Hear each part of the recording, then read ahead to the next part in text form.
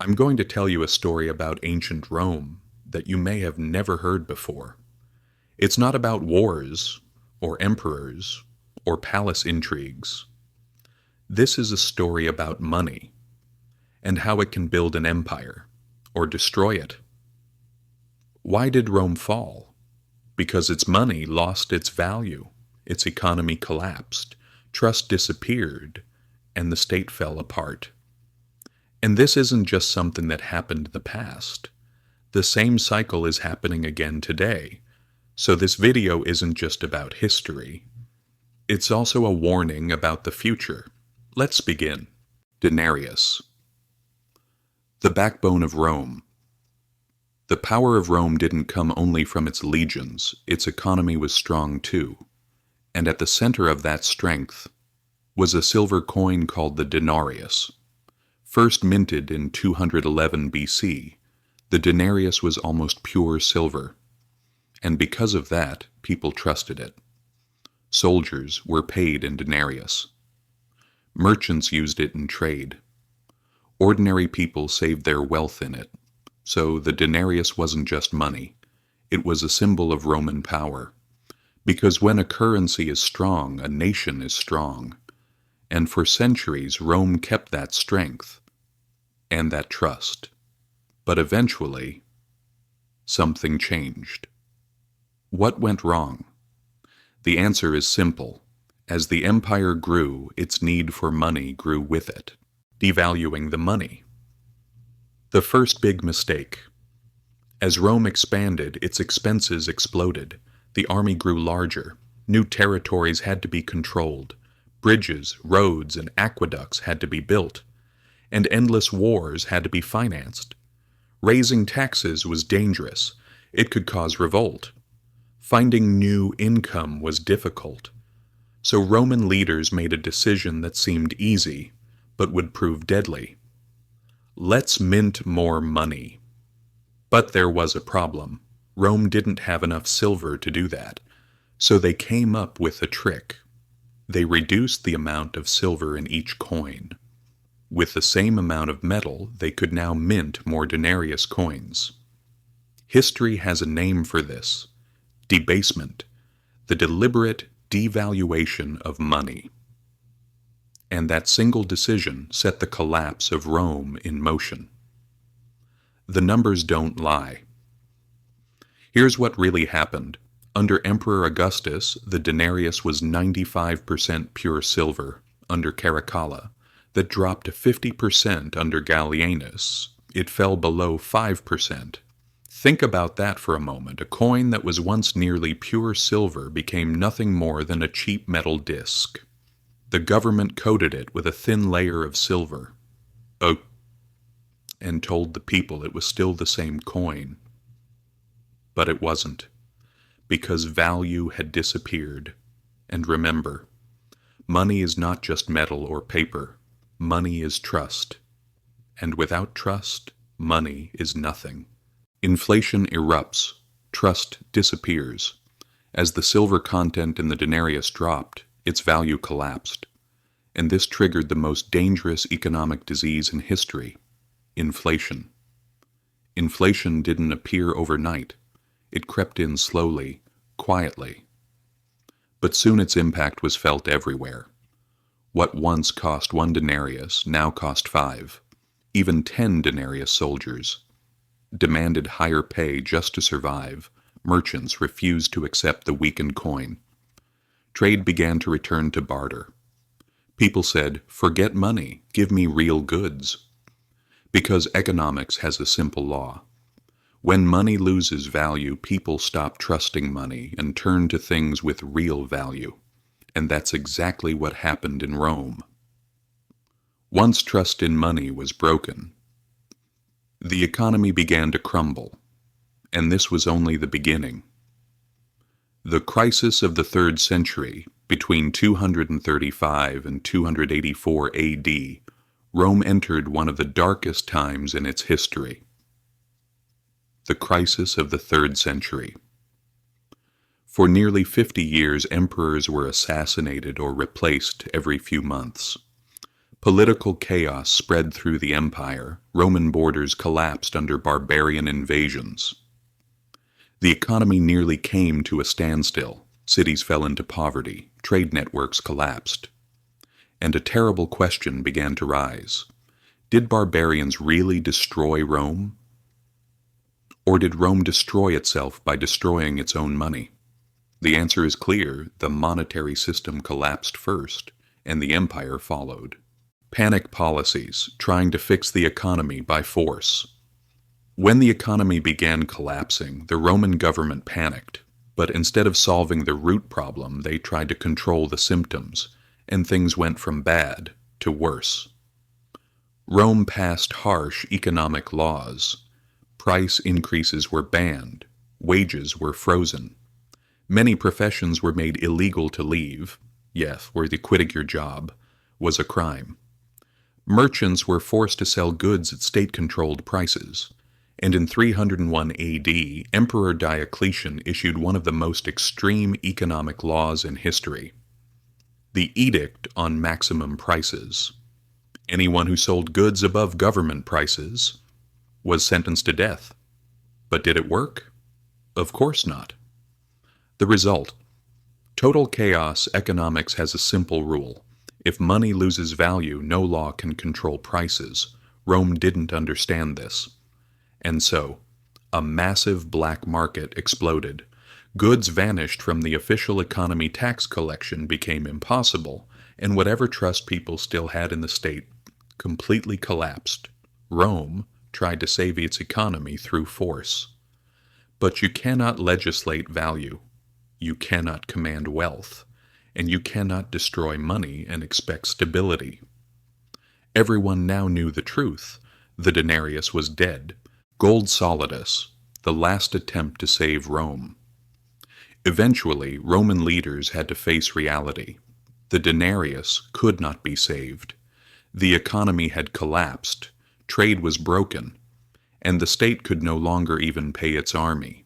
Something had to be done. And that's when Emperor Constantine the Great stepped in. He made a radical decision. He abolished the denarius. He introduced a new monetary system, and he created a new currency, the solidus, a pure gold coin. The solidus was stable. It held real value. And most importantly, people trusted it. The economy began to recover. Trade slowly returned. And the solidus was so successful that it survived for nearly 700 years in the Eastern Roman Empire, Byzantium. But there was still a problem. Switching to gold was only a temporary fix. Because Rome's real crisis was no longer about money itself. The real crisis was about trust. When trust dies, a nation dies. What destroyed Rome wasn't just inflation. It wasn't just economic failure. It was the collapse of trust. And when trust is gone, the economy stops, trade disappears, taxes can't be collected, armies fall apart, society begins to break. In the end, Rome did not fall because of invading armies alone. It rotted from within. And by the time the barbarians arrived, Rome was already dead. Why this story matters today. The collapse of Rome's currency isn't just a story from the past. It's a warning for today. Because powerful nations are making the exact same mistakes Rome made, and they're doing it for the same reason. If we print more money, we can solve our problems. Rome believed that. Weimar Germany believed that. Zimbabwe believed that. And today, many modern governments believe the same lie. But what Rome teaches us is simple. Destroy the value of money, and you destroy a nation. History doesn't repeat. But it does warn us, Rome's monetary collapse wasn't the only one in history. But it was one of the clearest, because after Rome, the same pattern appeared again, and again, and again. The sequence never changes. Government spending rises, money loses value, inflation spreads, elites protect their wealth, ordinary people become poorer, the state weakens, and eventually collapses. The story stays the same, only the names and dates change. Weimar Germany, history. Shouts the warning again. About 1,600 years after Rome's collapse, the same tragedy repeated, this time in Germany. After World War I, Germany was crushed by massive war reparations under the Treaty of Versailles. The economy began to fail, and the government chose the quickest and deadliest solution. They printed more money. And then came one of the worst economic disasters in history. In 1923, hyperinflation exploded. A loaf of bread that once cost 1 mark suddenly cost billions of marks. People carried their wages in baskets and wheelbarrows. Life savings disappeared overnight. The middle class was wiped out. Social chaos increased, and in the ruins of that collapse, Hitler rose to power.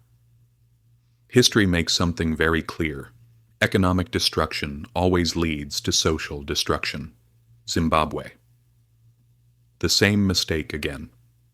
In the 2000s, the same nightmare returned, this time in Zimbabwe. Faced with economic problems, the government did exactly what Rome and Weimar had done. They printed money. The result? In 2008, inflation reached 89.7 sextillion%. That's 89.7 quadrillion %. Prices doubled every single day. Money became worthless. People stopped using paper money entirely. They bought bread with eggs or flour by trading goods. Eventually, Zimbabwe was forced to abandon its own currency. The country switched to US dollars and South African rand because people finally understood a brutal truth. Worthless money is not money. 1971. The day money changed forever. Because Rome debased its silver money and collapsed. Weimar printed money and collapsed. Zimbabwe printed money and collapsed. So here's the question. What about today's world? Are we really safe? Or are we walking toward the same fate? To answer that, we need to go back to a turning point in history, 1971. In 1971, U.S. President Richard Nixon made a decision that changed the global financial system forever. He cut the link between the U.S. dollar and gold. What did that mean? It meant the dollar no longer had any real value behind it. No gold, no silver, no physical backing of any kind. It became what we now call fiat money, currency backed by nothing but government decree. This is money because we say it is. And from that day on, the world of money changed completely. What happened next? After 1971, printing money became easy. Government debt exploded, inflation became permanent. The purchasing power of ordinary people began to fall, slowly but constantly. Here's a simple example. What you could buy with $1 in 1971 now costs over $6 today. Your money didn't stay the same. Its value was quietly stolen from you. And this wasn't just in the United States. Almost the entire world adopted this system. Europe, the United Kingdom, Canada, Japan, and many others. They all joined the same game. Print money. Borrow forever, hope nobody notices. The great money illusion of the modern world. Look at the global economy today. On the surface, everything seems fine. Stock markets are up. Banks are operating. Trade is moving. Governments keep telling us the economy is growing. Everything is under control. But in reality, it's an illusion. Modern economies survive not through real growth, but through debt and money printing, just like Rome did, just like Weimar did, just like Zimbabwe did. And here is the truth they don't want you to see. Wages rise, but prices rise faster. Nations grow. But only on paper. Debt increases. But real production doesn't. The rich protect assets. The poor lose savings, and worst of all, money silently loses its value. Today we're not getting richer. We're just using more money that buys less. On paper we're growing. In reality we're getting poorer. Why is this happening? Because money has lost its truth. There was a time when money was backed by gold, by something real. Today, money is backed by debt. More debt means more money. More money means less value. Less value means more inflation. More inflation means less purchasing power. And this cycle pushes the entire world toward the same destination, a future where money doesn't work anymore. This time, the collapse will be global. When Rome collapsed, it was a regional disaster. When Weimar Germany collapsed, it was a national disaster. When Zimbabwe collapsed, it barely affected the world. But today, things are very different. For the first time in history, the entire world is using the same kind of money. Fiat money backed by nothing. Today, every major country is drowning in debt. Every central bank is printing money. Every nation is trapped in the same cycle. Print money. Cause inflation. Trigger crisis. Print more money. Bigger crisis. That's why the next economic collapse will not be local. It will not be national. It will be global. We are all in the same boat now, and we are sailing toward the same storm. Is the crisis close? Let's be honest. A major financial reset is not a possibility anymore. It's inevitable. Because when money loses value, the gap between rich and poor explodes. Debts reach impossible levels. Social tension rises. Trust fades away. And without trust, the system breaks. This has happened every time in history. In Rome, in Weimar, in Zimbabwe. And now, the same pattern is spreading across the world. Lessons from the fall of Rome.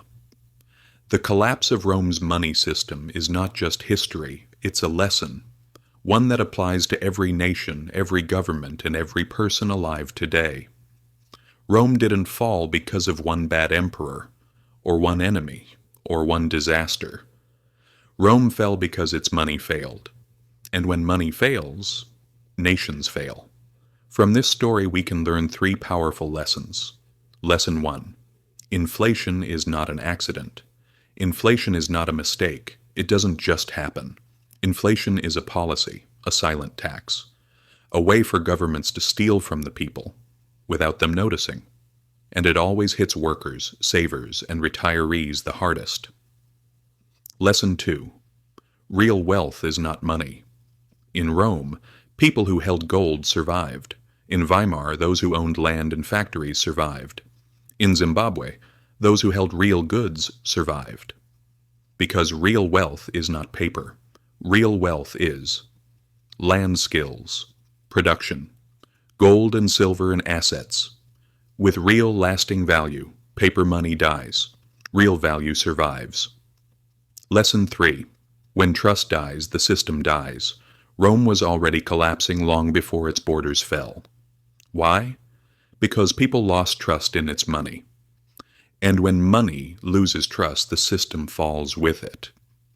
Money is not just currency. Money is trust. And without trust, nothing works. Final message. The real danger. Ahead, Rome didn't collapse in a single day. It decayed slowly. And then suddenly it fell. History always teaches us the same truth. Collapse begins quietly. Trust fades. Money dies, and by the time people notice, it's already too late. Today the world is on the same path. Governments keep printing money. Central banks say inflation is temporary. Financial systems pretend everything is fine. But Rome heard the same lies. Weimar heard the same lies. Zimbabwe heard the same lies, and they all paid the price. If you want to destroy a nation, first destroy its money. Everything else will collapse on its own. Because when money dies, dreams die with it. Hope dies with it. Nations die with it. This story isn't just about Rome. This story is about us. Because those who ignore history are doomed to relive it. Thank you for watching this far. If this story gave you a new perspective, then you're already ahead of most people, because you're paying attention. If you want to support this journey, like the video, subscribe to the channel, and share your thoughts in the comments. This is just the beginning. See you in the next episode.